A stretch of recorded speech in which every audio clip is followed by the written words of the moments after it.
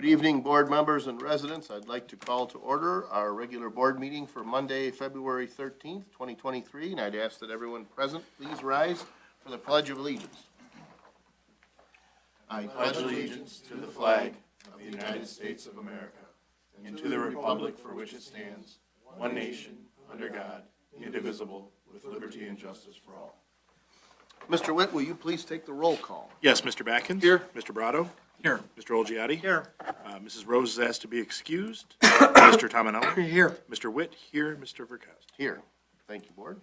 Next is the approval of the consent agenda. Board members, as discussed before the meeting, I'm proposing that we remove item A4 regarding repairs to the 2006 fire apparatus and move that to item H6. Otherwise, we have a consent agenda including approval of the regular board meeting minutes of January 23rd, 2023, approval of the bills in the amount of $2,916,228.29, the 2022 Macomb County Annual 800 megahertz radio service fee, and the disposition of 2 obsolete vehicles from the fleet. Is there discussion or a motion to approve the consent agenda? I'll make that motion. All right, is there support? Support. Got a motion by Mr. Badkins with support by Mr. Olgiati. Any discussion on the motion? Hearing none and seeing no public comment, all those in favor, please signify by saying aye. Aye. Those opposed, motion carries. Thank you, board. Next is the approval of the regular agenda. Board members, as I mentioned earlier, we did have the one item moved to H6 regarding the fire apparatus repairs. So I'd be looking for a motion, unless there's any other revisions, looking for a motion to approve the agenda with the addition of item H6. I'll make that motion. All right. Is there support? Support. All right, motion by Mr. Olgiati. I'm sorry, motion by Mr. Badkins with support by Mr. Olgiati to approve the agenda with the addition of, or the movement of one item. Any discussion? Hearing none and seeing no public comment, all those in favor, please signify by saying aye. Aye. Those opposed, motion carries. Thank you, board. Next is announcements. Our treasurer's office has discounted Metro Park passes available for residents for $35, which is a $5 discount. The office will also be staying open late tomorrow, Tuesday, February 14th, until 6 p.m. To accept payments. Tomorrow is the last day that you can pay your winter property tax without any penalty. So if you have any questions regarding that, you can contact the treasurer's office, 586-466-1440. Our library has many great things coming up. Saturday, February 18th at 11 a.m., the library will be hosting Learn How to Start Your Own T-Shirt Business with local influencer and entrepreneur Natasha Lee. She will show us how to build a profitable business from scratch with minimal startup costs and will demonstrate how to use the right industry equipment. For more information on this and other great community events, you can visit the website's library, htlibrary.org. Call them, 586-329-1261, or email them at librarian@htlibrary.org. Our senior center features many different programs throughout the month. The updated February calendar can be found on the township website under the Senior Center tab. And please remember that when Lance Cruz schools are closed for inclement weather, the senior center is closed as well. For more information on times, closures, events, call our coordinator, Jen, 586-466-1497. Please also note that the township emails and website have switched over to the more secure harrisontownshipmi.gov domain. All one word, harrisontownshipmi.gov. You can still access all township staff using the email format of one letter for the first initial and the last name followed by harrisontownshipmi.gov. For more information on these as well as other township events, you can call the supervisor's office at 586-466-1445, visit our website at harrisontownshipmi.gov, or follow us on Twitter at harrisontwpmi. Board members, any other announcements here? I just have a couple things from the Parks and Rec. We have a meeting Friday, 7 o'clock at the Tucker Senior Center, looking for volunteers. We've got scheduled right now 10 events, with the first one coming up on March 4th with this bowling event at Total Sports. And then we got an Earth Day in April, road rally, fish and derby, concerts in the park are all summer long. September family event that we got to zero in on that, but Hallapalooza's coming back to the senior center. So, and then the Christmas tree lighting. So we've got 10.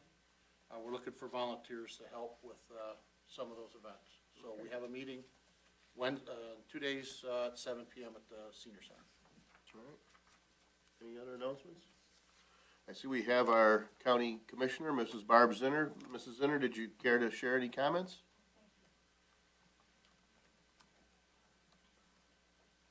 I did want to bring up, I don't know if you talked about it at all. It was in the Macomb Daily in regard to the Marine Division here in Harrison. I don't know if you've spoken about it at all. It came to the commission board for approval, the $1.7 million.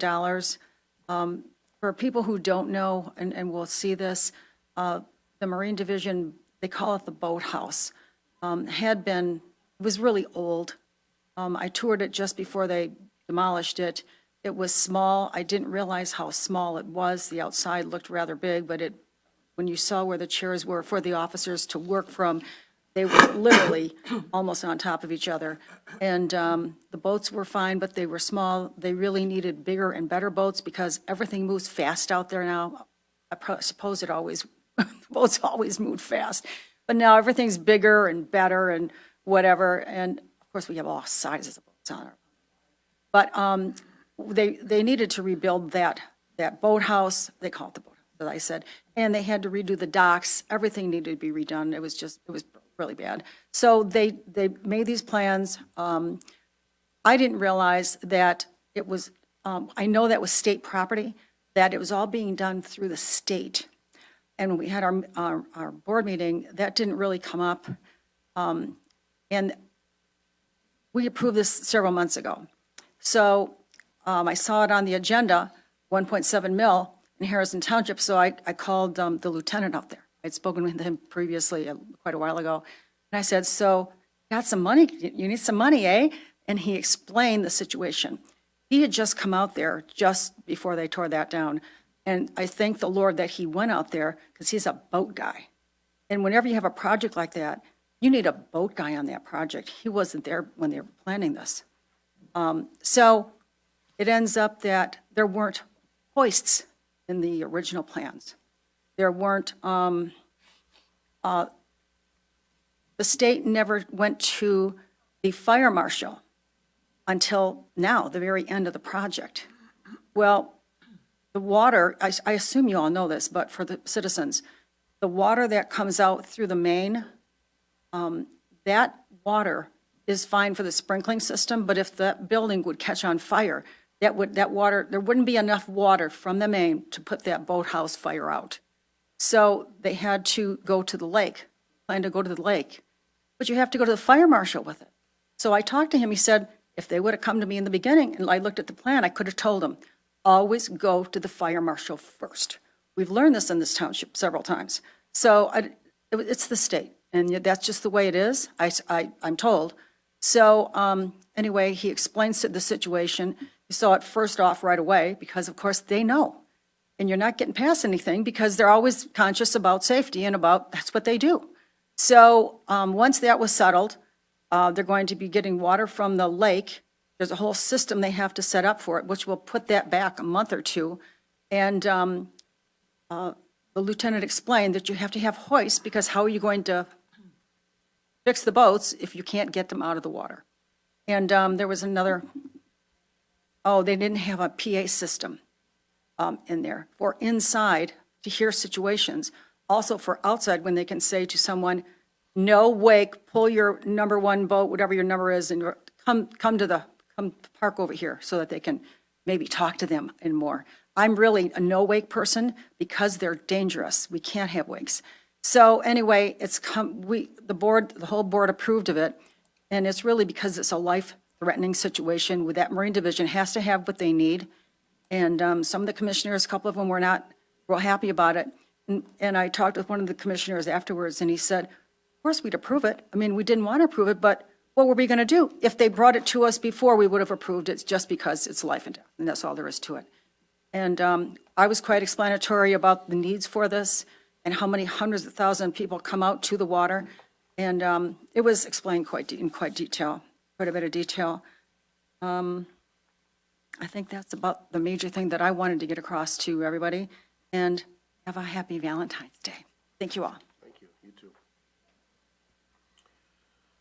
Yeah, so actually, right, there was an issue with, the building was designed properly, but there's just, because that's at the end of the main, and it's an older main, it had the sprinkler system taking all the water, it drops us below, I think it was 18 PSI, is what the study was, so there just wasn't sufficient flow that far out on our system.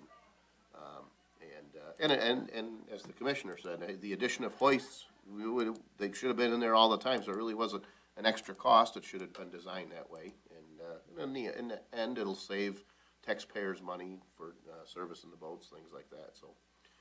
All right, I did see that there was another resolution sent to Oakland County's Water Board. several others. that's Yeah, I what you see said, that, yeah. that's getting a little bit of traction. Yep, I mean, we'll see what happens, right? It's not the first time we've done it, but that's good to see. well, the most recent one I saw was from Sterling Heights, and it was pretty meaningful because they outlined how they've gone through expenses to separate their system, you know, kind of saying, hey, we did it. And they had an interesting statistic about how the region serviced by GWK is only 5% of the area, but it contributes something like 30% of CSO. So, I mean, it's clearly, Right. you know, there's not much you can ignore about that, so. Yep. All right, if there's no other discussion, we'll move on to item D1, a resolution. Board members, we have been working with multiple agencies, mostly Macomb County Department of Planning and Economic Development and SEMCOG, to find sources of funding for a non-motorized pedestrian bridge over the spillway at Jefferson. One of our residents, Mrs. Amanda Oparka, has been an incredible asset in this search and has recently prepared an application for a Transportation Alternative Program grant. Mrs. Oparka not only serves on our Planning Commission and on our DDA board, but she's also a planner with Macomb County. Attached is a proposed resolution of support for the grant. The total cost of the project is projected to be in excess of $2.4 million, and if awarded, our share would be $400,000, less than 17% of the total cost. We could utilize ARPA and DDA funds to satisfy this match. I recommend the adoption of the attached resolution. Make a motion to adopt the resolution of support for the Spillway Pedestrian Bridge TAP grant.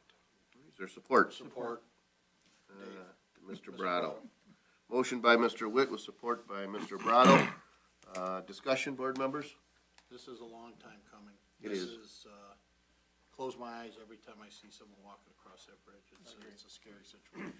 I've ridden on that bridge on my bike, and it's scary. It is, and so it's definitely needed.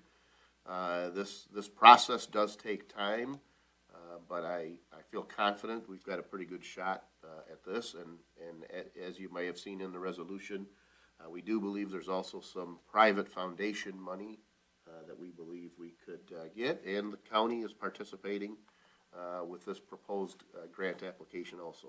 So there's a certain amount of Public Act 51 money that has to go for non-motorized paths, so they have a kitty, so to speak, and they're willing to dip in to help cover the match. So I think we're moving in the right direction. Is that where that Ralph Wilson Foundation money's coming from? So the private money is potentially, and you know, this is, That paid for the design of the Okay, project. okay. yep, and this process is kind of one of those, like, you know, we're projecting that, we're getting positive feedback from the Ralph C. Wilson Foundation, but a lot of moving parts, you know, so hopefully they all fall in place, but a big step of that is to get this grant in with SEMCOG. It's due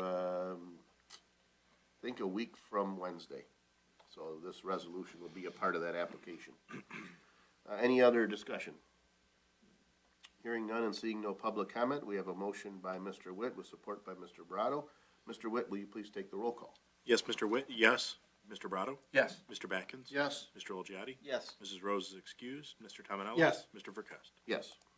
Thank you, Board. Next on the agenda, appointments, item E1, two reappointments. Mr. Linneberry and Mr. Brado have both been serving on the committee for several years for our cable TV committee. They have both been an asset to the committee, so their recommendation is to reappoint Mr. Patrick Linneberry and Mr. David Brado, the board liaison to the cable TV committee for a 2-year term to expire April 13, 2025.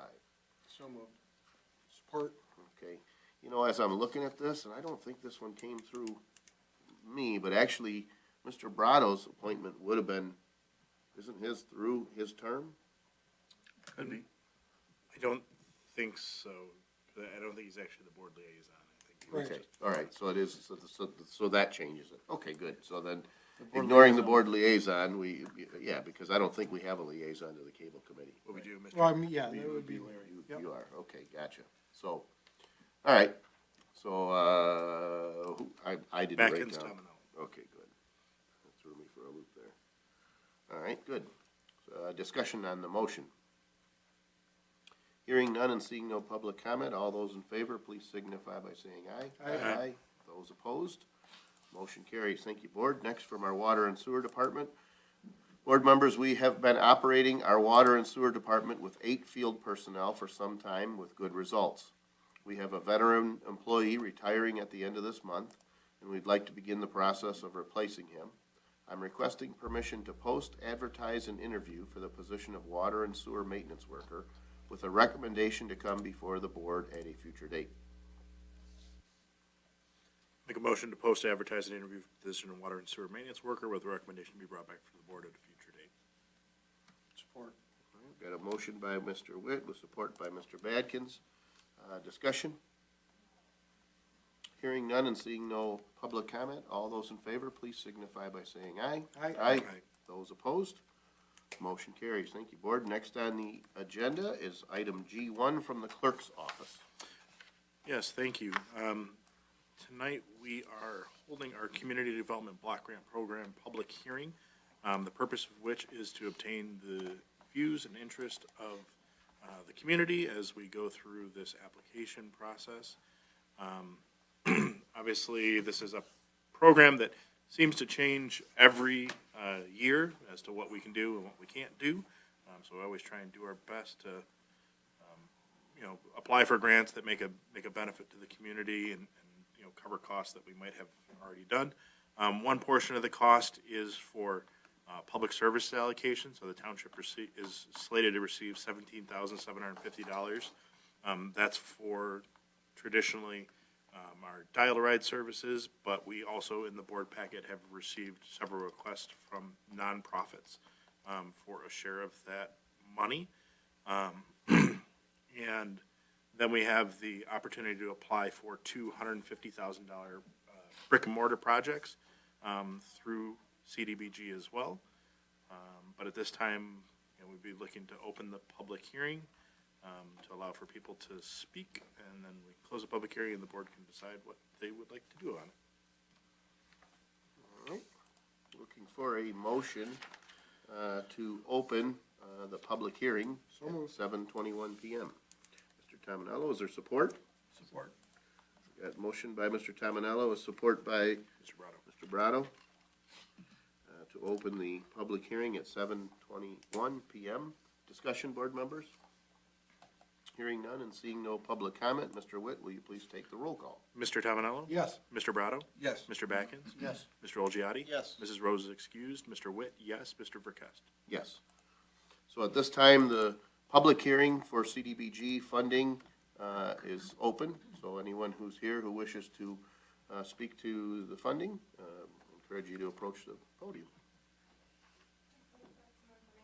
Sure.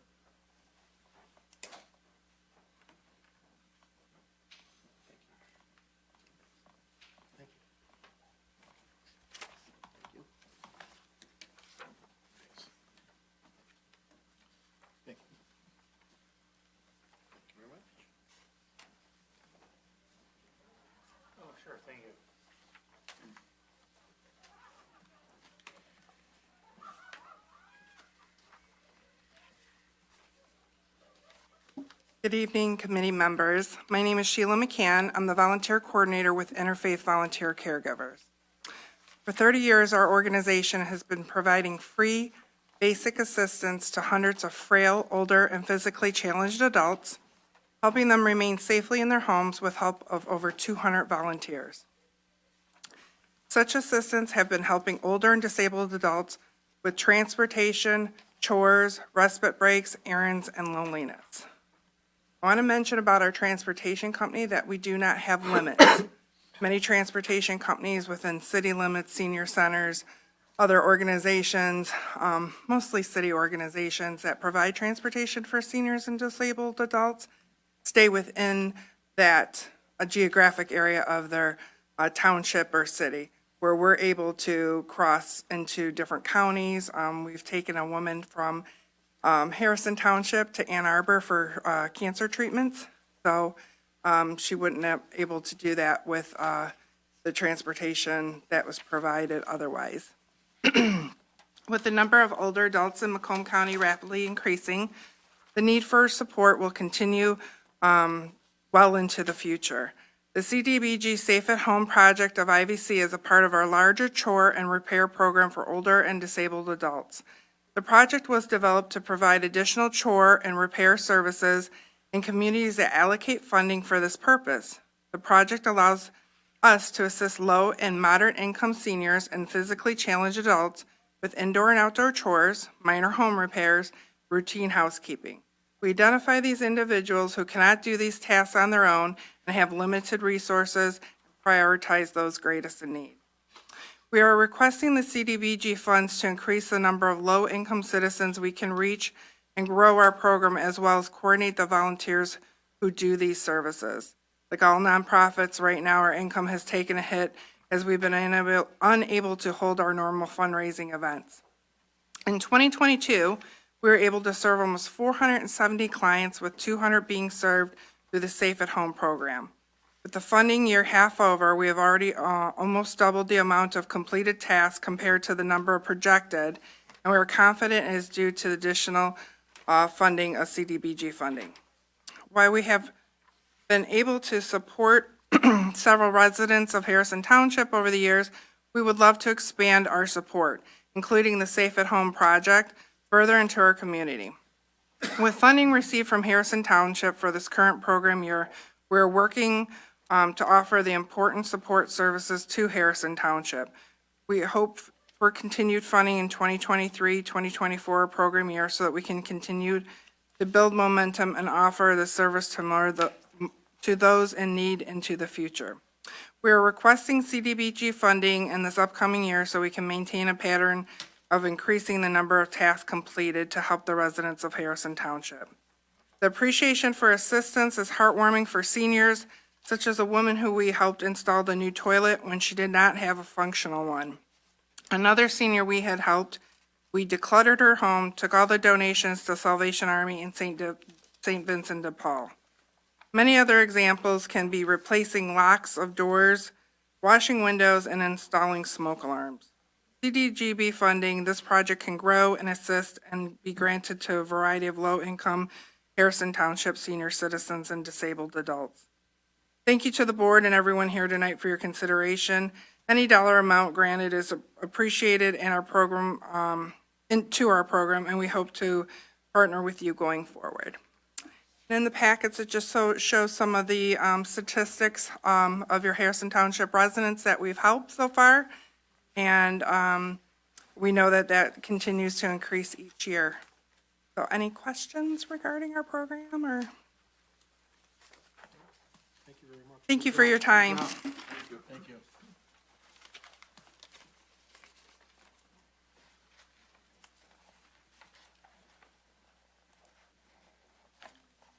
Also have some.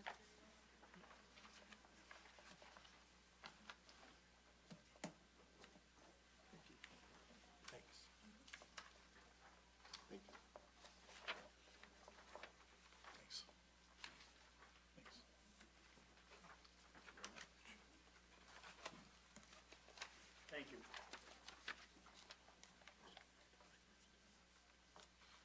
Good evening. My name is Catalina Garvey. I'm the Operations Coordinator at Care House.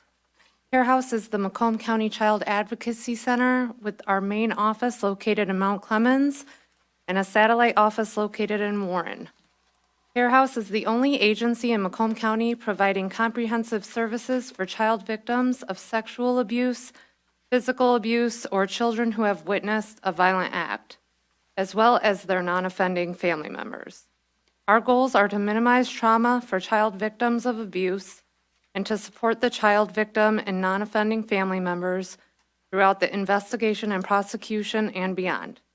Care House is an accredited member of the National Children's Alliance and one of over 800 in the United States.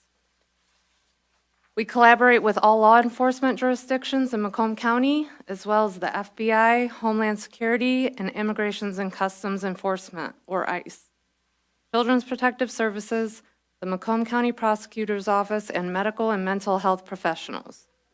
Care House offers intervention and support services for child victims and their parents, intervening to promote healing and helping families to cope with the emotional stress and trauma that is caused by not only the acts of abuse, but also by the investigative process. Our services include coordination of forensic interviews, crisis counseling, child safety assessments, parent and child support groups, trauma-focused therapy sessions, family advocacy, access to forensic medical examinations, assistance with transportation to therapy appointments, referrals to other needed community services.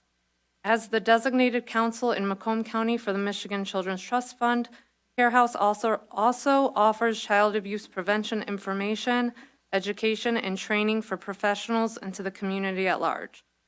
Families are never charged for the services they receive at Care House, and I'm also proud to report that according to our most recent independent financial audit, over 89 cents of every dollar that comes to Care House is specifically devoted to serving children and families in our community. Since our opening in 1996, we've conducted over 10,000 child forensic interviews, with 202 of those children residing in Harrison Township. In 2021, we provided 728 forensic interviews. 10 of those children were residents. Last year in 2022, we conducted 704 forensic interviews, and 6 of those children resided in Harrison Township. So far this year, we've served 2 children from Harrison Township. We depend on support from the community to provide a voice for child victims and a safe place for them to be heard. We respectfully request your consideration for funding this upcoming year in the amount of $3,000 to support services for 5 qualifying child victims and their family that reside in Harrison Township. Of course, we would be grateful for any amount you are able to allocate to us. For more information about Care House, we invite you to visit our website at www.mccarehouse.org and to follow us on Facebook. Thank you for your time and consideration, and I'd be happy to answer any questions. Okay, thank you. Thank you. Thank you. Is there anyone else who wishes to speak at the public hearing? Anyone else who wishes to speak? Hearing nor seeing anyone, I'd be looking for a motion to close the public hearing at 7:31. So moved. Is there support? Support. Motion by Mr. Olgiati with support by Mr. Badkins to close the public hearing at 7:31. Discussion, board members. Hearing none and seeing no public comment, Mr. Witt, will you please take the roll call? Mr. Olgiati? Yes. Mr. Backens? Yes. Mr. Brado? Yes. Mrs. Rose is excused. Mr. Tamanello? Yes. Mr. Witt, yes. Mr. Verkowski? Yes. Okay, I know that we have had this discussion in the past, and as difficult as it is, because there are so many, certainly the 2 folks that took the time to come and address the board this evening, clearly doing great things, work that needs to be done in our community. And over the past 14 or 15 years, we've certainly heard from and received information from a lot of worthy charities. It's been the practice of this board because the cost that one of the core functions that we provide, well, not necessarily better or worse than the function that some other charitable organizations provide, but one of the things we do provide is a shuttle service for our seniors. And the cost of that shuttle service is in excess of the programming money that we get through CDBG, the percent that we can assign to that. So there's a philosophy, not every municipality might take that philosophy, but in essence, our philosophy is if we reassign some of the $17,000 to another charity, we're in essence taking tax dollars from our program, which means we're reaching out to our residents, using their tax dollars to choose which charities we support. So we tend to, as a policy or as a practice, have historically said, since we have our own charitable function, or I guess community function, in providing that shuttle, and that cost of that shuttle exceeds the 17,000, we've historically put the amount that we can toward the services that we are already currently providing to some of the same people, at least maybe the first speaker, probably more so than the second speaker, but that doesn't in any way diminish the work that you do and your volunteers, and for that, we're very appreciative. So kind of our perspective, I guess, at least this board member's perspective on that. And that's certainly not my favorite part of our meeting over the course of a year, to say no to anyone who's doing the kind of work that you're doing, because it's certainly deserving of support. So what's next, Mr. Webb? Sure. So I just wanted, so obviously you mentioned about the public service portion of it. So the recommendation would be to allocate that towards our Dial-A-Ride program to help offset the cost there for our senior and individuals with disabilities, to allow for transport, to continue to fund that program there. And then also, we're looking at applying for two $150,000 projects for water and sewer work. The scope of work that we'd be looking at would be sewer lining within our block grant tract areas that qualify for the program. Probably maybe about 6 years ago, four to 6 years ago, we went through a process where we both TV'd and cleaned out all our sewers throughout the township. And one of the things that was noted in that was that we would benefit from lining our aged sewers. And in the end, when you do that, you end up with basically a new sewer that eliminates infiltrations from rainwater that maybe move through a porous crack or something like that. And what happens in the end was when that water goes in there, we end up paying to treat it on the other side. So in the end, this is something that could potentially reduce costs that we have down the road by limiting infiltration. Something that's on the radar to be done for water and sewer anyway. So it's accomplishing a goal of theirs. Because of the nature of lining sewers, you can sort of stop at a manhole. We can limit the scope of the work to the $150,000 grant application, grant allocations, without overburdening the water and sewer department on a project that maybe wasn't as high on their priority list as something else. So it gives us a little bit of flexibility as we go through there. And it also works as a great pilot project, because it's something, this isn't, probably isn't inclusive of our worst areas where we have the greatest infiltration. It's probably more so in some of our waterfront communities where you have a higher water table. But it's sort of a pilot project to experience how it works, what we can do, what we can do better. So I think it's a good opportunity. I also spoke with the director for this program at the county, and they said they haven't had a lot of interest at this point on projects, so I am optimistic of our chances of getting a full $300,000. No guarantees, but I feel confident in the first one, optimistic for the second one. Now, and these recommendations are the result of? Yeah, we spoke with myself and Mr. Tominello, and spoke to Mr. Olgiati, brought him up on some of the options that we were looking at. That was the committee that board appointed. And that was my point. So Yeah. the subcommittee is making recommendations so kind of after looking at different options, this is kind of the recommendation of the subcommittee. Yeah. Okay.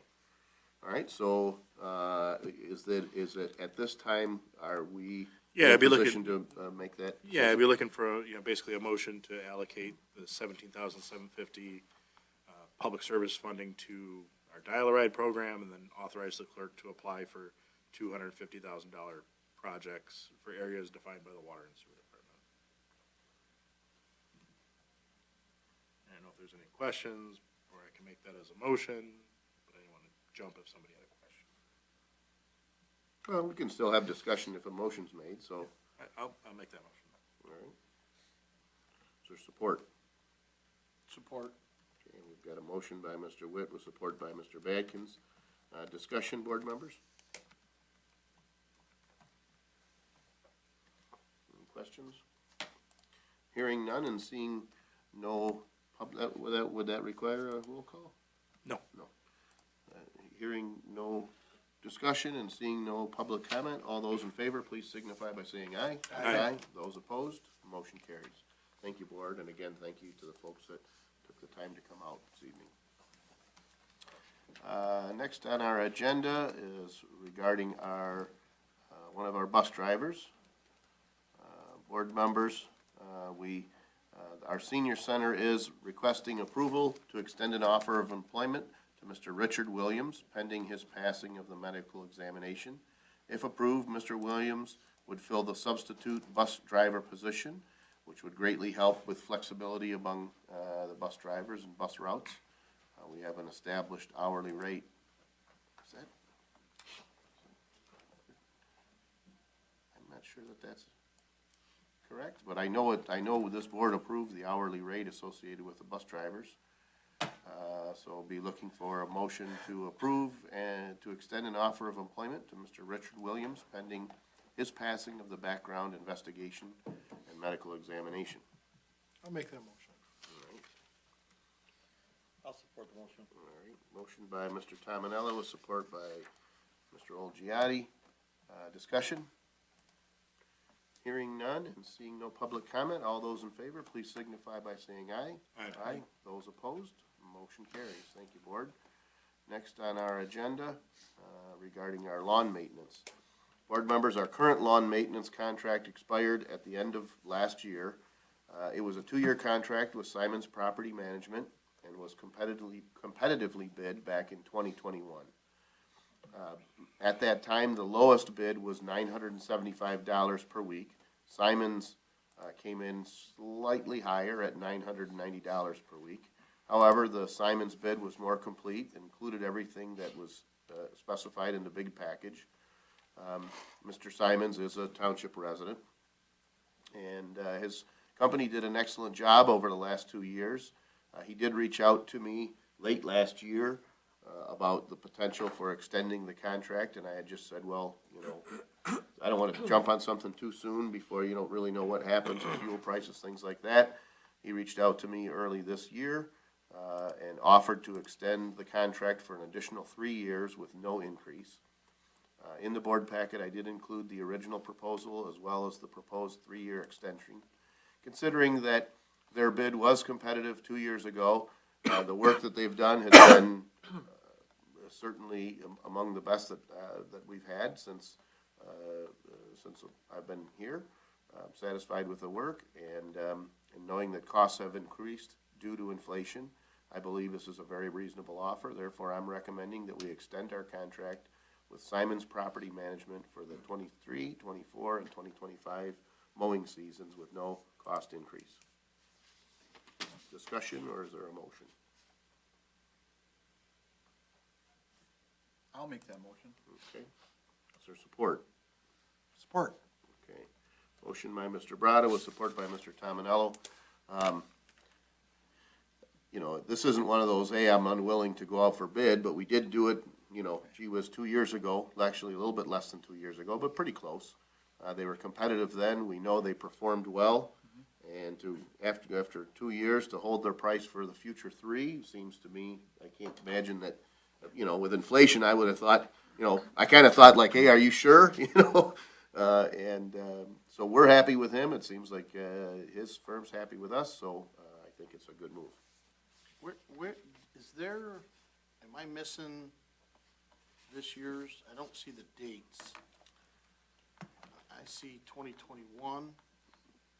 And then as you go further down, so those are kind of like his attachments, his proof of insurance, and then, page 70 is his cover letter for 23, and page 71 is his numbers, they're identical. Okay, I'm sorry, I stopped at the certificate of insurance. Yeah, so, proposed, same things. Now, certainly not to complicate things, but for example, item number 15 on the list, the vacant lot we had on West Offshore, we sold that, so that isn't one that needs to be cut, but he basically, in the interest of saying, listen, I'm maintaining my same prices, he just submitted the same, contract, so. Can we remove, the language about binds the signer to the monthly for that duration? I'm not I sure. On his last proposal, at the bottom after the 17 items, the fourth bullet item is Yeah. agreement with this contract binds signer to monthly payments between the spring of 2023 and the fall of 2025. What is our escape plan if we have issues with this person and this is signed like this? I don't like when people tell me, we're gonna do that for you, and you're totally on the hook. Yeah, so I don't perceive that to be that we're bound to the contract as much as I see it as bound to pay on a monthly basis. I guess I didn't see that, but I'll defer to Mr. Huth. I mean, in the event that we were dissatisfied with his Well, we had- services. I would imagine we're dissatisfied because he's not doing his job, so among our. And I'm not saying that's going to happen. No, I'm only understood, being understood, right. hypothetical. But let's say, Hypothetically, yeah. if he didn't do his job, we would have the ability to find somebody else to do it and not continue on with this contract, so. I look at it kind of as, that's his term, that's what I perceived it as, like the And that's payment again terms. goes into what I've said, I like the township's terms and conditions when we hire people. I don't like people telling us what the plan is. Well, and again, I don't blame, I don't disagree, I'll say. I don't think there's any problem with us saying that, asking him to add an additional line, because this was his document that he Looks like handed. it's a carryover. for Right, the so several if years. we said we want to add a line in our agreement that either party can terminate the agreement with a month's notice, is that what? That would satisfy me. Yeah. I I'm don't comfortable think a month is enough. Just knowing, having had to go find a person that's a commercial cutter mid-season, and he goes like, tough marbles, I'm out in a month, that's no good for anybody. Okay, okay. I would think, really, that if he's not doing his job, there's a whole bunch of remedies for us. I mean, I like the idea that if he's doing his job, he can't bail out on us. We need him here for this term. Well, it just says it binds us. But I binds perceive us. that to It bind binds us. signer to monthly service payment, right? Certainly, the contract wouldn't suggest I'm not gonna do the work, but you have to pay me monthly. Yeah, but what it's saying is, it doesn't say that he can't bail. It says we It can't. kind of does though, because before that it says agreement binds the, Signer. And, Oh, signer, and I'm yeah. assuming the supervisor's gonna sign that and date it. So if we could just get some, I'll say, two-sided language where, hey, take to Mr. Wood's point, right? We don't want him telling us June 5th, hey, I'm done cutting your lawn. Mhm. And just like he doesn't want us to tell him June 5th, hey, we're not satisfied with the one time you've cut it for us. So I just don't like how it reads, and it's one of those things that I read it as it binds us, and it doesn't bind him. So, And I hear you. So and just playing devil's advocate, let's say he decides, regardless of what this paper says, he just stops cutting our grass. I probably have to go find somebody else. Regardless if this says, I promise I will cut for I'll give you a 90-day notice before I cancel. If he just one day just stops showing up and doesn't answer his phone, and this isn't a measure of this individual, but I really can't say like, am I really going to go to a court of law and say, Your Honor, he has to come cut the grass? I don't know that this document is going to assure those terms. I have no problem asking him, and I have no doubt that he would agree to any reasonable terms because he's been very reasonable. But I just don't want it to seem as if that document is gonna somehow guarantee performance. If we were talking about a multi-million-dollar contract, there might be a bond involved, or there might be other things that bind someone. But any language I'm gonna put in here is probably, if he does a crappy job and I say, I ain't paying you, I ain't paying him. He's gonna have to figure that out. And if he decides that he doesn't wanna do this work anymore and stops cutting, I'm probably not gonna sue him. I'm probably gonna scramble and find somebody else, because my likelihood of having anything on this piece of paper that causes a judge to give me an emergency hearing and get him out here 7 days later to cut our grass, you know what I mean? It's a smaller scale that probably isn't gonna bind either party. It does note the term, though, at the very top underneath the caption, spring 2023 through fall of 2025. So there's, some comfort there. I think that, somebody would look at the intent here was that he would perform through that. Right, but as I said, let's say, something happened, the guy just didn't show up. Are we really gonna pursue legal action, or are we gonna try to find someone else to cut the grass? Right?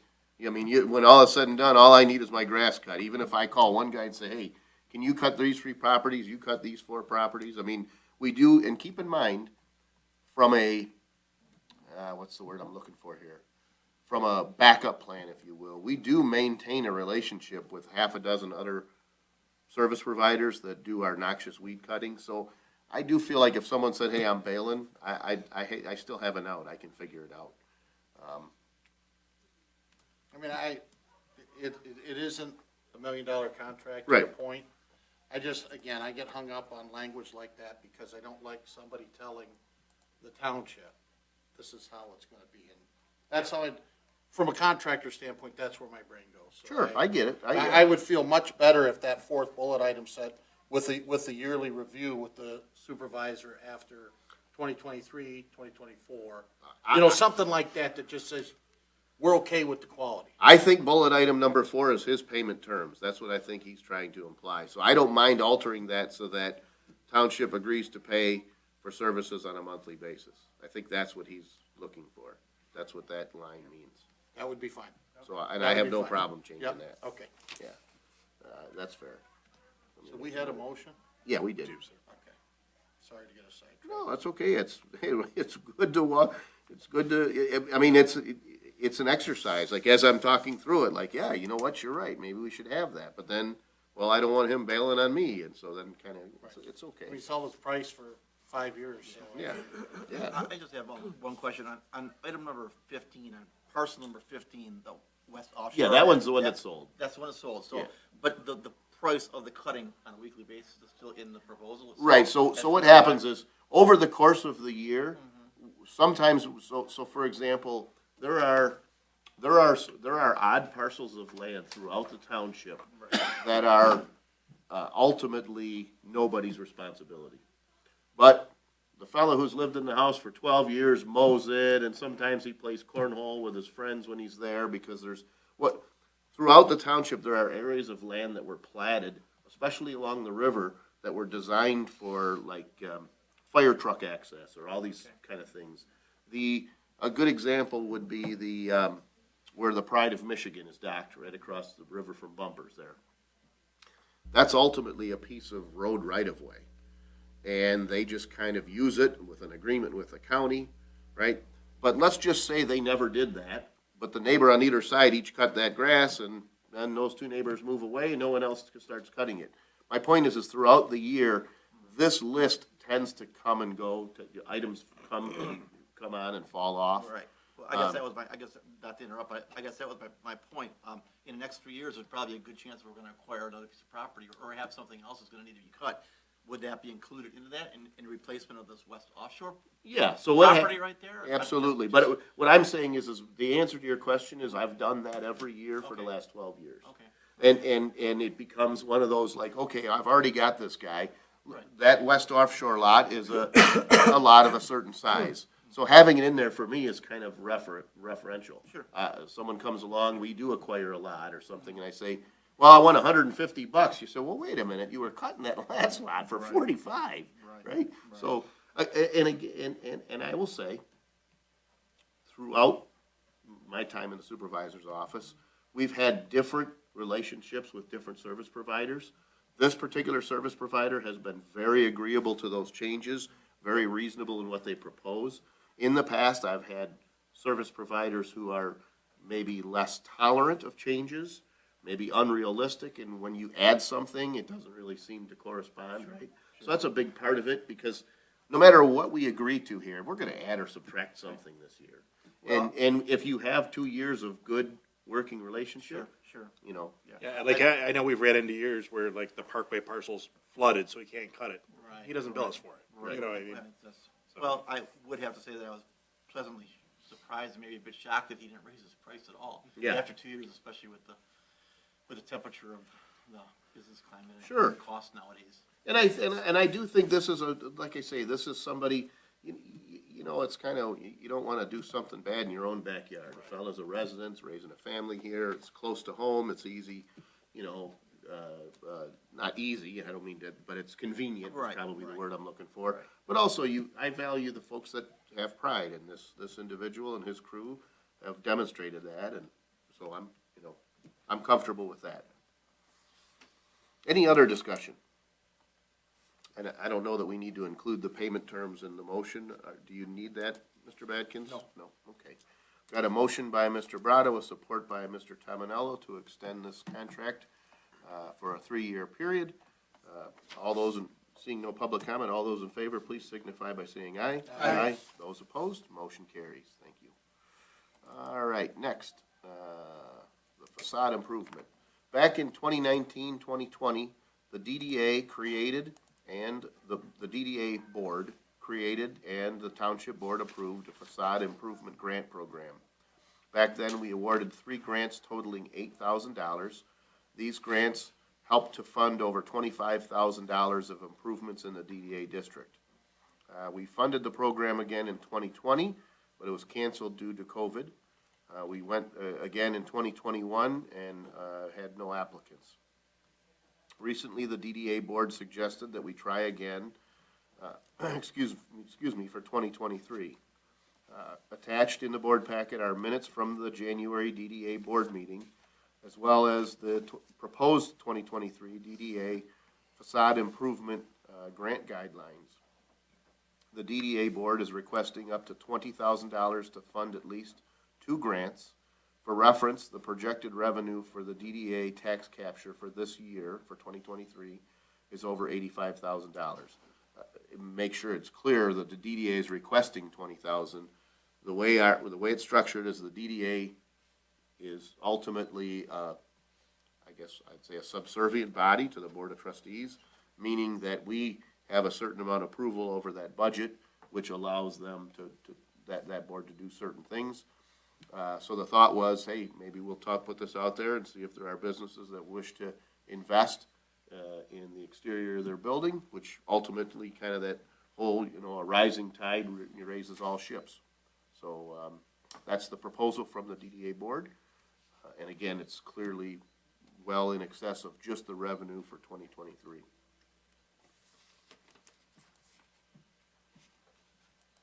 Any discussion, thoughts on the idea, or is there a motion? I just have one comment. I think being in the DDA district, I don't really ever hear about this a whole heck of a lot. I'd like to see us do a better job or have the DDA do a better job of advertising this to some of the businesses in the area, because I'll be honest with you, of all the people in that corridor, that DDA corridor, I haven't had one person mention it to me before. Yeah. So, I mean, I think it's a great idea. I think it's even better if it's used. So I have no question, right. So we did a mailing. We did a mailing the first time around. We had 4 applicants and we approved 3 of them. This next year, we didn't do the mailing because it's about this time of the year that we do it, and COVID hit, and, we didn't do anything, frankly, for 6 or 7 weeks. In 2021, we did the mailing and we had no applications. So, we want to try to do a better job, but really, other than, it's difficult. I mean, short of going door to door, mail is about the only way I can reach businesses. I can agree to do a multi-mailing, we mail it out once, mail it out twice, But, like I say, the first year we did it, we had 4 applicants, so we thought, well, we reached people. I think it's worth can we possibly put it on the video boards in the township? Sure. So when people come in to pay their taxes or things along that line? Absolutely, Or yeah. Their bills, they at least see it. Yep. It rotates through, something along that line. I'd like to see a mailer, but, I mean, I'll start putting the word out a little bit more with the people that I know in that particular area, but, like I said, it's always a little bit on the quiet side, so. Yeah, I'm happy, I mean, we can do whatever, like I say, we have a mailing list for the DDA, we start there, but yeah, no reason we can't put it on the web, the TV, and everything, put it on Facebook, you know? Would it be appropriate for the EDC to be involved, or to be notified? So we talked about that, and here's what's tricky, there's, the EDC can promote anybody. So we actually had members of the EDC at our last DDA board meeting, right? The EDC can promote anyone. The DDA is limited, that tax capture, so it's really difficult to cross the streams. It's certainly okay for EDC to spread the word. The problem, though, is what that could lead to is someone who's not in the district wanting to apply, and, I mean, we, you know, Moot point. yeah, we can't do it, so. But for sure, any way possible, right? So, any other discussion, or is there a motion? Make a motion to approve up to $20,000 for the 2023 DDA facade improvement program. All right, is there support? Support. All right, got a motion by Mr. Witt, with support by Mr. Olgiati. Discussion, board members. Hearing none and seeing no public comment, all those in favor, please signify by saying aye. Aye. Those opposed, motion carries. Thank you, board. Next on our agenda, page 78. Approval of legal fees. Board members, recently we were asked to change the appeal venue for a billboard variance from 5-store outdoor from our Building Board of Appeals to the Zoning Board of Appeals, which we did. You may recall that some of the things they were asking seemed to be more like zoning issues and not construction issues. The ZBA did hear the case, and they denied the variances. 5-Star has chosen to appeal the ZBA's decision in circuit court. Attached is that appeal. The same circuit court appeal occurred several years ago, and circuit court is the proper venue for appealing a ZBA decision. We were served the suit late last month, and I submitted it to MMRMA, our insurance carrier. As expected, since 5-Star is seeking no monetary damages, MMRMA does not provide any coverage, and we have to utilize our own attorney for our defense. This was also true in the previous case. Action in circuit court is not part of the services provided under our monthly agreement, so I am asking the board to authorize Kirk and Huth to provide our defense for this circuit court, for this suit in circuit court at their current authorized hourly rates. I'll make that motion. Is there support? Support.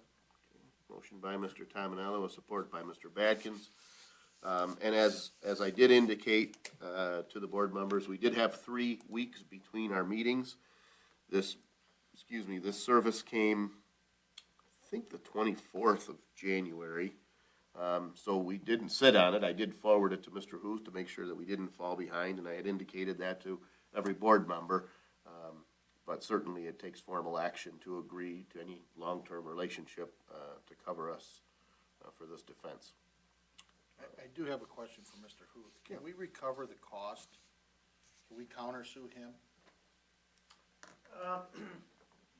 And are we gonna spend $5,000 or $50,000? No, we're not gonna spend anywhere near that. Okay. He's moved very quickly, very difficult to recover the costs. There would have to be some bizarre behavior by the party on the other side that the judge feels that it's frivolous. This is not frivolous, they have a right here. Right. I mean, they're following the process. They are right? following the process. Yeah. But if some point during there, you're not, if something silly came on, you could always just make a motion to, you file a motion with the court for damages if there Right. was something Yeah. frivolous. Right. I guess I would say, we don't anticipate it. You No. certainly don't know, but, considering this, like you said, I mean, this is their right, this is a process they're following. And I think you touched on it, you don't anticipate this these don't typically take long enough to accumulate a large bill. They don't, because there's not discovery, the things that are expensive, motion practice. Instead, it's just submit briefs here to Judge Gotti, have her look at it, maybe have parties in one time. And then sometimes they do remand them back to the ZBA for a more definite record, more succinct detail, but that type of process, but not a lot of litigation. And this was parallel, I guess this is also parallel to the oversized garage case, right? Similar, that really wasn't a very lengthy, and even that one probably went back and forth more. That was that is a very unique, But even, set of facts. even the last time we were sued by this individual for a billboard, I think it did get sent back to ZBA. It was a similar process. Yeah. Yeah. So, answer your question? Yes. Mr. Bankers, okay, good. Any further discussion? Hearing none and seeing no public comment, we've got a motion by Mr. Tominello, with support by Mr. Badkins, to authorize Kirk and Huth to provide our defense in five-store outdoor advertising versus Harrison Township lawsuit at their current authorized hourly rate. All those in favor, please signify by saying aye. Aye. Those opposed, motion carries. Thank you, Board. Thank you. Well, you did good the last time, so what the heck. Next on our agenda, last year we approved letters of agreement with the IAFF Fire and AFSCME unions for COVID leave. The leave time associated with COVID can result in sick time being depleted and could ultimately discourage employees from testing, which could lead to spreading the illness. Primarily what we're concerned with is, you know, even if I feel fine, if I test positive, I've got 5 days I've got to take off. And so, you know, gosh, if I go through this a couple times, I've got a kid at home who has this, and maybe I take a chance and I end up bringing that into a platoon and spreading that to the whole platoon, which then incurs significant overtime costs. So the agreements were used last year. They worked well. The leave, this style of leave was utilized 10 times in the fire department. I think it was 9 particular individuals. One had both kinds, where they had family and personal leave, or for themselves and for a family member. And approximately 9 times in our AFSCME union. It did prevent large outbreaks, and it definitely limited overtime costs, which primarily in the fire department, because where they occur, costs were lower in 2022 compared to 2021. I spoke with Chief Bostater about this, and he supports the extension of this agreement into 2023. Attached are 2 letters of agreement which would grant additional leave time to employees who test positive for COVID. The agreements are for 2023 only. Both include language that would allow for modifications if conditions and guidelines change. It is recommended to approve both attached letters of agreement. Any discussion, or is there a motion? Well, I don't necessarily have a problem with the letters of agreement. At some point, like, this is like any other communicable disease in the world, and we just need to say, like, it's sick time, we have sick time. I mean, we still get seasonal flus, we still, you know, I mean, and they present the same issue to a fire department that provides emergency medical services as this, as we, you know, move into it. I don't. No, I got you. You know what I mean? And I know I think at the end of this year, we're concluding our contracts. Maybe it's something worth looking at as we go through there, because continuing to treat COVID special when we're sort of past the point where everyone should have adapted to it doesn't make a lot of sense.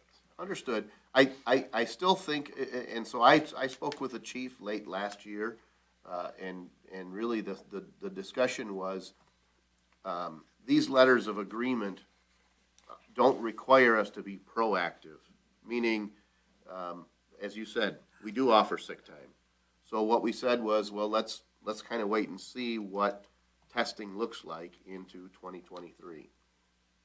Because they are retroactive, if we found that this became a problem and our employees were depleting their sick time, and, you know, then, you know, we can always enact this.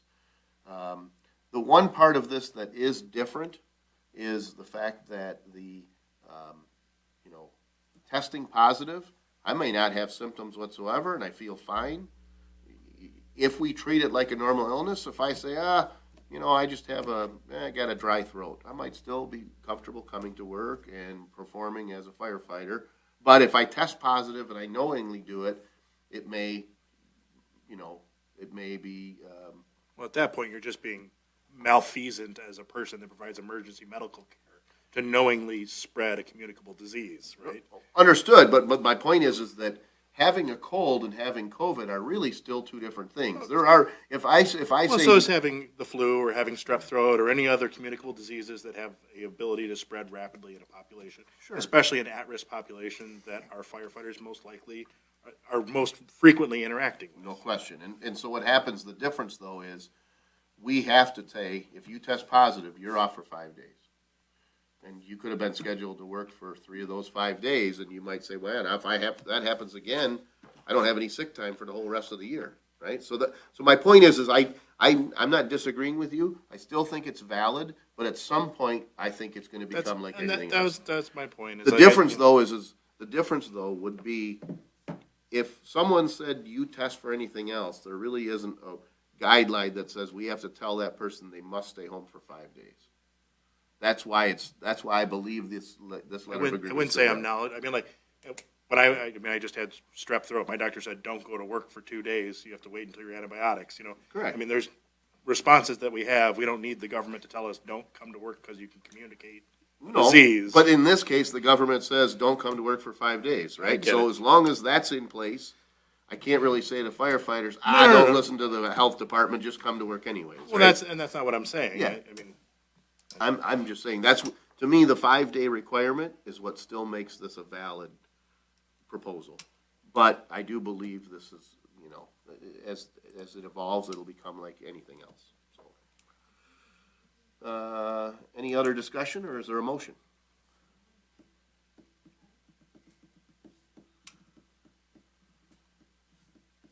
Mr. Supervisor, may I ask a question, or is it in proper time? Yeah, I'll open the floor for public comment. Oh, I'm sorry. No, that's okay, hopefully, I will. I know, we discussed this at a previous meeting, on this LEAVE Act, and I would seem to hope that as of next year, when we have this discussion, it's not gonna be as relevant of a situation. Definitely hope so, right? Hopefully, and Yeah. the fact that the federal government has taken off the emergency mandate off the funding and things along that line in certain areas as of May of this year, if I'm not mistaken, I think. I'm not sure. I think that they made that ruling or that announcement. So I think we all kind of expressed that we were kind of on the fence a little bit about this.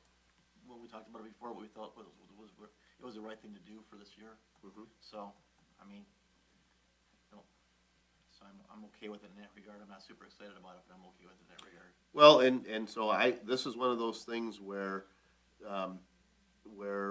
first and foremost, the risk as we looked at it last year is really not great. What are we saying? We're saying you have to provide the positive PCR test in order to be able to utilize this leave. So I don't anticipate that I'd say, man, I want some time off, so I'm gonna go see if I can catch me some COVID. So first and foremost, there is a process that we follow that says you have to test positive and you have to provide that proof. That's number one. If that's the case, and if you say, I went in yesterday, so the way the policy works, the way the firefighters, or the fire chief put it into practice, if you feel ill and you say, I'm sick today, and you go test, if you go test and in fact you're positive, then the day you took for sick day would go towards your COVID bank. But if you did feel sick and said, I just don't feel good and I'm gonna go test, if you don't test positive, you don't have a positive test to come back in, you burned a sick day. In the end, the cost here is a preventative cost. What we're saying is we're gonna make sure that we're gonna give a little additional leave time to encourage you, to reward you, for lack of a better word, for testing.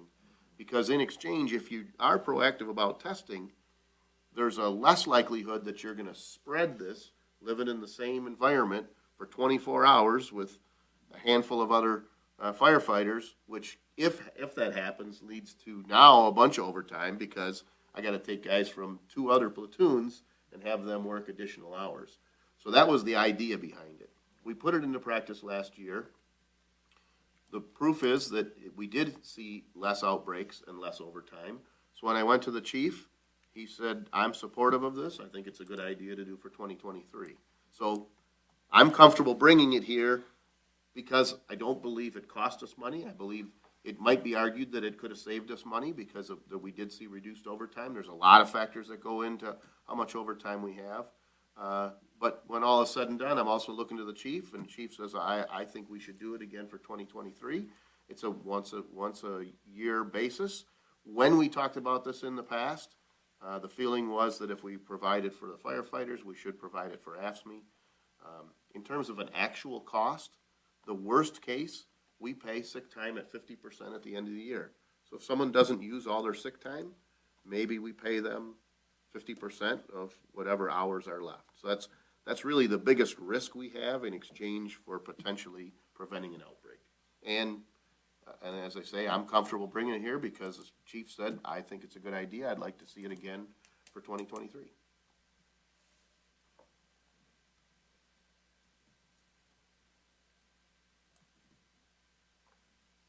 So if if this passes and somebody takes leave because they have COVID, Mhm. and at the end of the year, they have 40 hours of sick time left, are we paying 20 hours of that sick time? Correct. So that's a cost, because otherwise it would have come out of their sick time, Correct. correct? Yeah. So I haven't, and I understand what you just said about if we're going to do it for the firefighters, then we have to do it for the AFSCME. We don't have to, but that was the will of the board last year. Yeah. I mean, chances are there's firefighters, if they're going into somebody that's sick, there's a good chance that somebody may have COVID in that house. right? Yeah, we still do, we're doing, this year we've done numerous COVID positive transports. And I know they take it's so, but I look at the AFSCME workers who stay in here, stay in the buildings. So to me, that's a little bit different, especially this year, when you talk about even Biden's administration's reeling back on this, right? So if we say for the whole year, and the federal government then says, well, we're not gonna worry about it anymore, business as usual, then we have an agreement in place. So, I mean, I do take precautions at my work when I'm not feeling well. I take so I think everybody's to that point. But, that's just this board member's opinion, is that I believe the firefighters are at a much higher risk of contracting this because of what they do on a daily basis. Not only do they have a higher risk of exposure, but they have a higher risk of, because they live together for 24 hours, right? I mean, Spreading. a 24-hour shift means I'm physically, you know what I mean? Like, I'm living with you, right? I mean, Meeting we're with you. sharing a meal. We're sitting on the same furniture. It's not a function of me coming to work, sitting at my desk, you sit at your desk.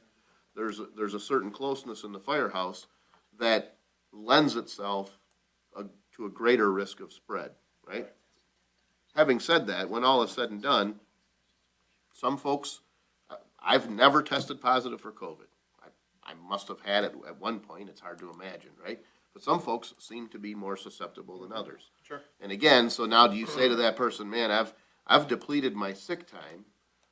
And again, when we talk in terms of AFSCME, difference there might be, sometimes your sick time is used up for a family member who's ill, a child or somebody, clerical staff, we've got ladies that are moms, and so sometimes their sick time is eaten up because of their own children. Again, do we want to discourage them from testing and having that spread? The impact is different, but my point is that the net cost by the time the end of the year, like anything else, some employees get to the end of the year and they have 100% of their sick time and they cash it all in. Some employees get to the end of the year, they have zero sick time because they use it. But it's just it's a benefit that we provide. No, that's one of the purposes of working for the township is having sick time For sure, available, yeah. so. Absolutely, yeah. The majority of my employment prior to working for the township, we didn't have sick time. You didn't come to work, you didn't get paid. I mean, it's Whatever you it's can different. afford, right? That's what they say. Yeah, it's different, it's a different appeal, different benefit package, so forth, but, Being you sat down with everybody, do you think there's a way to make it, if you use 16 hours of COVID time at the end of the year and you have 26 hours of sick time left, we get our 16 hours back? And we pay you, you know what I'm saying? So, because essentially what we're doing, it's opening the contract for more sick time. Well, but again, keep in mind, this is the same scenario. You come to work, you've got to provide positive proof that you had it, which means you're off for 5 days. So I come in and I'm out for 5 days. It could be a Wednesday and it only hits Wednesday, Thursday, Friday. Could be a Monday and I'm out for the whole week, and I'm, right? So that whole 1 week, regardless of how I feel, I'm not coming into work. Prior to COVID, it would be, for lack of a better word, probably more socially acceptable to come to work with a little cold, I got a runny nose, I don't feel too bad, you know. But certainly during the height of COVID, people would look at you pretty funny, like, what the hell are you doing at work? You should be home because you might have COVID. So this is kind of a way of, ultimately, of acknowledging it. Like I say, it ultimately saved overtime by any measure and by the chief's analysis of this. So, I don't want anybody to deplete their sick time and come to work. But my point is, if they don't deplete it at the end of the year, we're paying for them to sit home with COVID, and then we're paying for them at the end of the year to turn in their sick time. That, to me, is a little bit of a sticking point for myself. well, but keep in mind though, and this is important, two things. One is we used to have sick banks. Those banks would build up. Yep. And then what happens is when somebody would retire, right? I accumulated a bunch of sick hours when I was a, early firefighter. I banked it all up, and now I'm gonna get it paid out at this high rate of pay, and I'm gonna have this large lump sum. So I don't wanna confuse this with the notion of paying for sick time, because the very notion of saying paying for sick time is to say, if it's use it or lose it, well then, I might as well cash it, I might as well take the day off. I'm sick Thursday or Friday or whatever day it is because, hey, I'm getting to the end of the year and I got all this sick time left. So the notion was, I would much rather reward you for not using sick time, so we pay it at 50%. Two things happen there. One is for somebody who, wants to say, I'm gonna try to get to work and not take days off, not contribute to absenteeism, which especially in the fire department contributes to overtime because I've gotta have a certain number of folks there. I want to reward that because that cost of giving that annually is cheaper than the overtime that it can generate when it's used unnecessarily. So it's a philosophy, but the notion behind it is to say that there is some incentive for not using sick time, right? The difference here is, so out of 27 firefighters, 9 of them benefited from this. 18 of them, actually 19 of them, did not. So the majority of guys didn't have a positive PCR test. They weren't able to utilize this. Business as usual. There were 9 individuals that did test positive, had to take time off, and it didn't impact their sick bank. My one question was answered, I should say. I was gonna ask about banking those sick days, because I think we've all heard of stories about people that accumulate sick days for 25 years of their career, and all of a sudden, they retire 6 months early and get all that Firefighters money. can bank up to 144 hours. Okay. Yeah. We had been in a position where we had eliminated banks completely through the collective bargaining process. We added back a minimal bank to allow for. 144 hours for, what's the time period on that? That's just, you can build a bank forever. Up to 144. Yeah, Up to 144, and there is a situation where you can trade, Donate time. right, in essence donate. So, and again, that contract is a little bit more of each bargaining unit, each group, each place you work is a little bit different. Certainly, the fire department is more of a fraternal structure where, one individual might be, have an issue with somebody at home that's really ill, sick child, whatever, and they say, hey, I've got treatments I've gotta go to. Guys will chip in and say, hey, we're gonna help out or whatever. So there was a sick bank. We got rid of that. We found that it was a little bit too tight, so we came back with a smaller sick bank, saying the concept of a sick bank itself isn't bad, but having a large, 600 hours of sick time, that's, if you're able to accumulate 600 hours, you're probably getting too much, more than what you need, right? Right. But again, the sick time is structured with the notion that maybe this year I happen to have a pretty good year and I didn't use much of my sick time, and my reward for that is I get paid at 50%. But again, there are some individuals, employees in all bargaining units, for whatever reason, maybe they've got multiple children or issues that where, you know, that sick time gets used up. Like I say, a majority, AFSCME is, I don't know offhand, probably 20 members, 25 members. I'm shooting from the hip. You know, a majority of AFSCME and IAFF members did not use this. But for those that did, we think it prevented outbreaks and therefore overtime. Yeah, and again, and my point isn't that, obviously, there's not an abuse of it. It's But- hard to, right? No, I mean, I don't, that's not, Yeah. that's not the feeling here. But I think if we're saying there's value, my whole point was if we say there's value in preventing communicable diseases from causing mass outbreaks, limiting our ability to provide emergency medical services to our residents, we shouldn't be doing it through tentative agreements and add-ons to contracts. We should evaluate how we, you know what I mean? Like if our structure for sick time isn't able to respond to this, we keep having to do it, you know what I mean? Like, what are people doing with the flu? They're not supposed to be in work for 24 hours without a fever. What are we doing in those situations?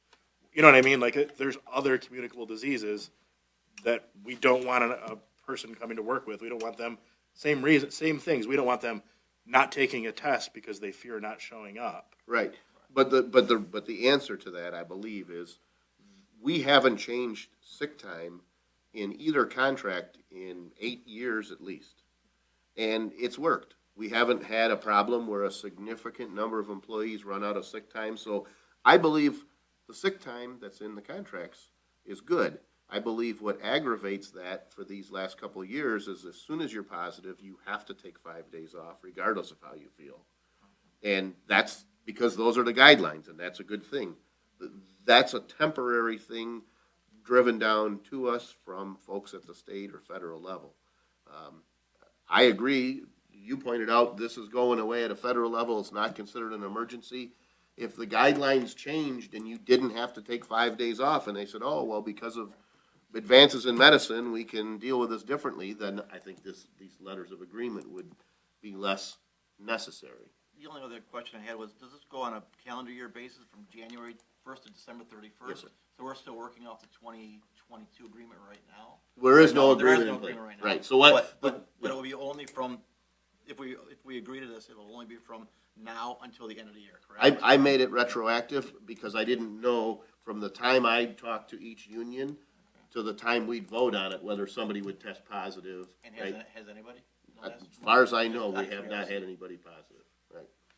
What we did see was, last year when we approved this, and it was about the same time, I know we had one person who began the year in AFSCME, and we might have had one retroactive in fire. From what we saw last year, we're probably early. If there is gonna be a surge, we're probably early for a surge. But again, if there's no surge, you can't come in with a PCR test. Right. If nobody ever tests positive, it doesn't cost us a dime.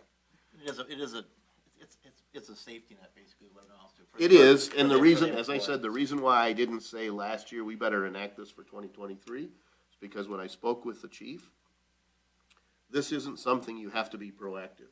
If we found that this was starting to really spread and a lot of people were testing positive, I can always bring it to the next meeting. Right. Talking to the chief, he said based on what he saw, he thought it was a good thing. If it never comes to fruition, nobody ever tests positive, nobody will ever benefit from this.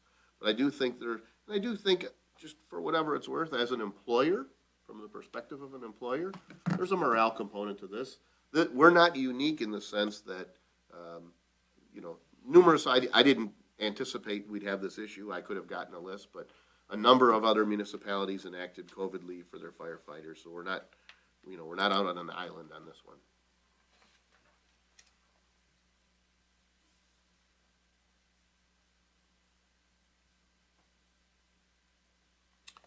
Is there any other discussion, or is anybody willing to make a motion? I'll make a motion to approve the letters of agreement with IAF 1737 and AFSCME union for COVID leave time as presented. All right, is there support? I'll support. We had a fair amount of discussion. Is there further discussion?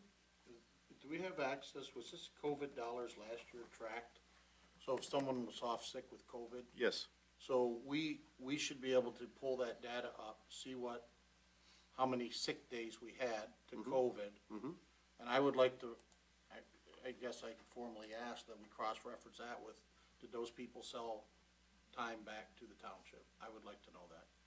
Yeah, I can get a list I'm of. sorry I didn't ask before. No, it's no problem. I can get a list, I mean, of this many, I don't know that's, I would think, I guess it really doesn't matter, but yeah, no question. It's a specific line item in I thought Nikki BSNA. was tracking it separate. She is. Yeah, Elena, actually, but yeah. Oh, okay. Yep, so it's put in as a thing in BSNA. I couldn't run you the report, but I'm sure Elena can, and I have no problem. I got it. You got a note? I'm writing the email. as we Okay, talk. cool. That way I won't, 'cause I'll probably forget. That's why I did it right now, Yeah. otherwise. All right. Any further discussion? Hearing none and seeing no public comment, all those in favor, please signify by saying aye. Aye. Those opposed, motion carries. Thank you, Board. Last on our agenda before public comment and board comment is item H6 regarding repairs to the fire apparatus. We had that in the beginning. Let me find that.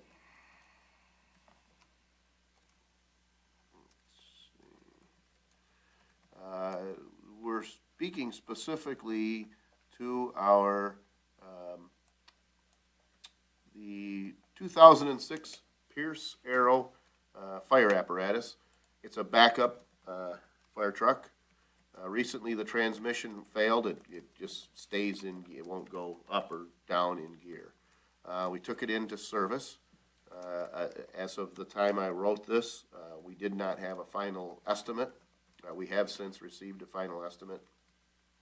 We knew there was a cost of $11,000 for the trans plus labor. So this is, it's a PUC, and I forget, Pierce Ultimate Chassis. I'm gonna forget what the acronym is, and in the end, if I was wrong, it wouldn't make a difference. Bottom line, this particular fire apparatus is designed such that the pump, as it interfaces with the engine and transmission, it sits on top of the transmission. And bottom line is that it will require the pump to be removed. So we do have an estimate. I got it just right before the meeting. I apologize. I should have run copies. I just printed it out to hand carry in. The transmission is $10,919.37. They estimate 70 hours. They've got a work order estimate of 70 hours of labor to remove basically the pump, then the transmission, replace the transmission, and after they're done, because once they touch the pump, they have to go through testing on the pump, and that's a flat $250 charge. I know there were some discussions about who does the work, why, who, what, where, and why. Historically, what was the company we used forever? Michigan apparatus. MFA, Michigan Fire Apparatus. Yep. So Michigan Fire Apparatus had been our preferred service provider for many years. MFA would do on-site work, so they'd come right to the station and perform the work in-house. MFA, well, during my time as as fire chief, did work on the 06 Pierce. I think that in the course of 1 year, we spent in excess of $30,000 to repairs. You might recall we had broken leaf springs, a bunch of suspension components that were broken, large structural failure on this particular unit. MFA was a privately held company, a small kind of a, I don't want to say mom and pop, but not some large outfit. And at some point, the fellow just decided that he was going to retire. Nobody wanted to take it over, so MFA is no longer in existence. R&R is the dealer for the 2 ambulances or squads that we just purchased. They are also the licensed repair facility for the Ferrara fire apparatus. So our ambulances and our Ferrara Ferrara fire apparatus go here for warranty work. So we already have an established relationship with R&R. So it was kind of like our go-to outfit. There frankly aren't that many places that do this work. But at some point, because of the nature of the need to kind of, put emergency units back into service, over a period of time, you're gonna establish a working relationship with a particular vendor. And because every other piece of equipment that we have is warrantied and serviced by R&R, it seemed only natural that they would go there and have them investigate this and get the estimate for work from them. So the ask at this point, right now, their estimate at 70 hours is for $19,919.37 to get that piece of equipment back up and running. It is a backup, so but it is a part of our normal staffed service. It's our fleet. third string fire apparatus, right? Correct, right. So, we don't have plans to purchase. There is no current discussion to purchase a third. So we operate two frontline with a third as our backup. So this is still a part of our acting fleet. The chief did say that at some point, we may talk about replacing this with a smaller unit to have a backup unit, a couple different ideas they have. But the bottom line is, even if we wanted to sell it, you can't sell a fire truck that doesn't have a transmission. Right. So it seems like it's something we need to do. So I'd be looking for a motion to authorize this work. At this point, the work order is an estimate, assuming 70 hours of labor, so we're at 19,900, so I'm not sure what number we want to assign as a cost, or a not to exceed cost, or an authorized, I'm not sure what the board is comfortable with. I mean, I think realistically, we're approving the work. Right. The estimated cost is $19,919, and The it is what it is. The final amount we can share back once the work is done. Yeah, it's in a check run. I mean, we don't pay these guys. Right, without but doing even if that, we but- send an email once the chief got the final number and, sure. and shared it out with Yep. the board, I mean, it's tough to say like, 21,000 is the number, and they get in there and find out the flux capacitor is bent, and they have to Exactly. do something different, right? Well, and we talked about this at our Wednesday staff meeting, and from Wednesday to this afternoon, we learned that the PUC, the puck they call it, model has this unique pump mount, which creates more labor to service the transmission. So, to your point, there's a certain amount of this that's fluid, but at some point, we have to choose a firm and have them do the work. And we've got a working relationship with this one, so, Make a motion to authorize the replacement of the transmission in the 2006 Pierce Arrow fire apparatus at an estimated cost of $19,919.37, with the final amount to be shared with the board after conclusion. Support. a motion by Mr. Witt with support by Mr. Brado. Discussion. Just on future, Halt Fire, which is out in Wixom, is Michigan's only Pierce authorized dealer, exclusive authorized fire apparatus parts and dealership. Okay. I would request that the chief request a price from Halt Fire for the transmission and future repairs on the Pierce. I understand working with R&R, but $20,000, it could turn out to be $25,000 when they get into this thing, right? Sure. But if we don't ask, we don't know. That's right. So are you asking for an estimate for this or for future service work? Future service work. Gotcha. We need this thing back in, if something goes down, right, we've got to, but on future, I would request Halt Fire be requested for a price as well. I want to say that that's where we had it, that's where we took them when they were still under warranty. And could have had issues with them, and if that's the case, if he could just let us know that, that would be Yeah, fine. well, chief wouldn't have that history because we haven't dealt with. No, but some of the chiefs, some of the Bad Some of the bad chiefs. chiefs BCs would. might, Yeah. right, Yeah, so. no, I'll send the chief an email asking, you just want more information. You know, I get it, it's fine. Any other discussion?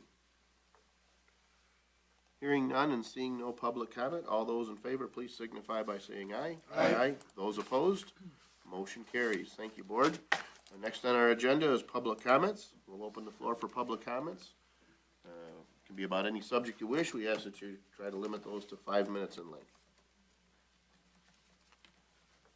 Board members, residents, C. William Bardell, 26-year resident, clean cut, do-gooder boy next door. Clean up, fix up, people helping people.